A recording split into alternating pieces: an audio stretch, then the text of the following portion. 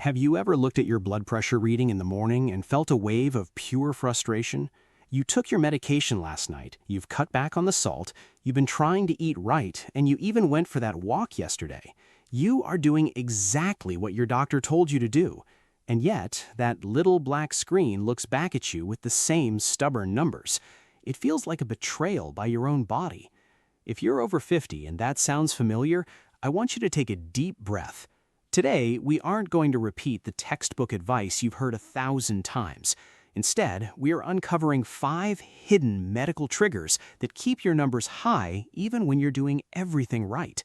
And surprisingly, most of them have nothing to do with your age. Let's start with something that sounds completely backwards.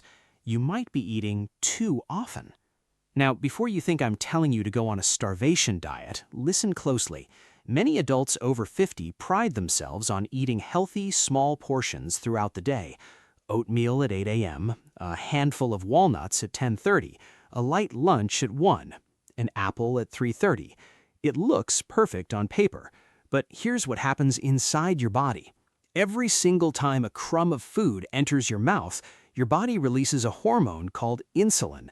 When you graze all day, your insulin levels stay elevated from morning until night. Why does that matter for your blood pressure?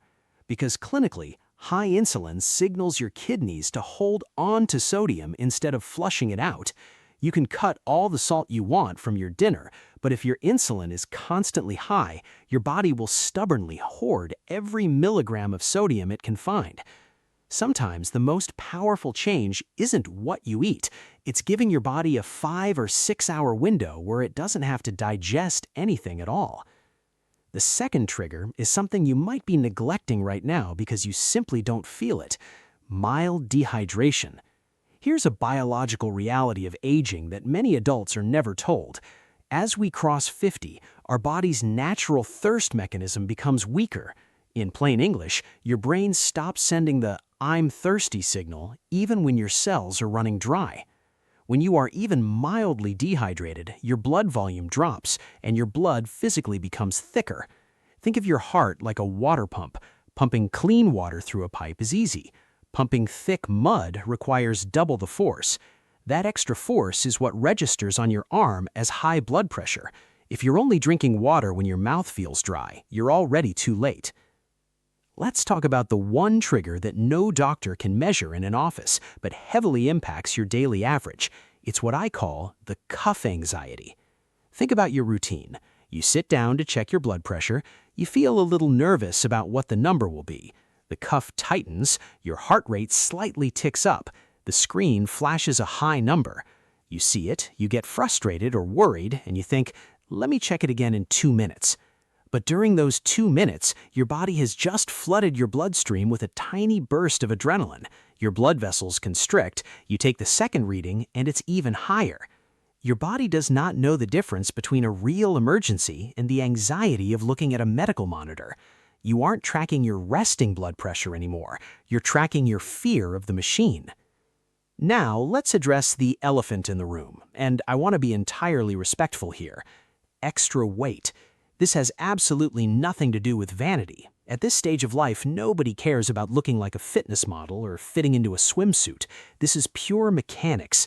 For every single pound of extra tissue your body carries, your vascular system has to create miles of microscopic blood vessels to feed it. Your heart is a muscle, a pump that has been beating without a single second of rest for over 50, 60, or 70 years.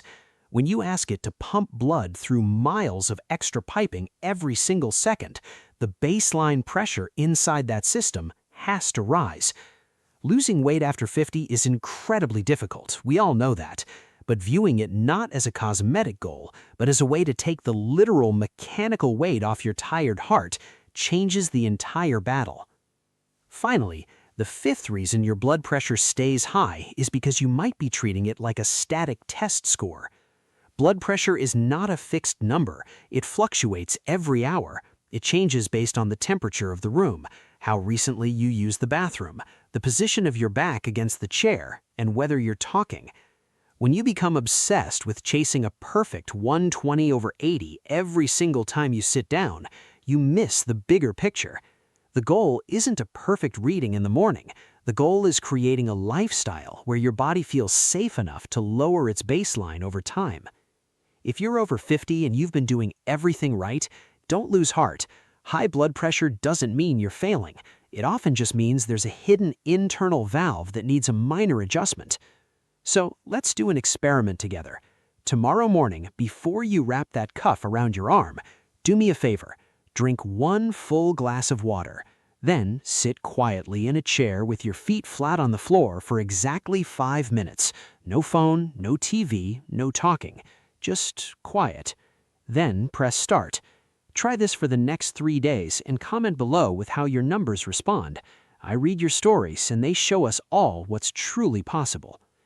If this perspective helped you today, hit the like button and subscribe. Let's keep figuring this out together. I'll see you in the next video.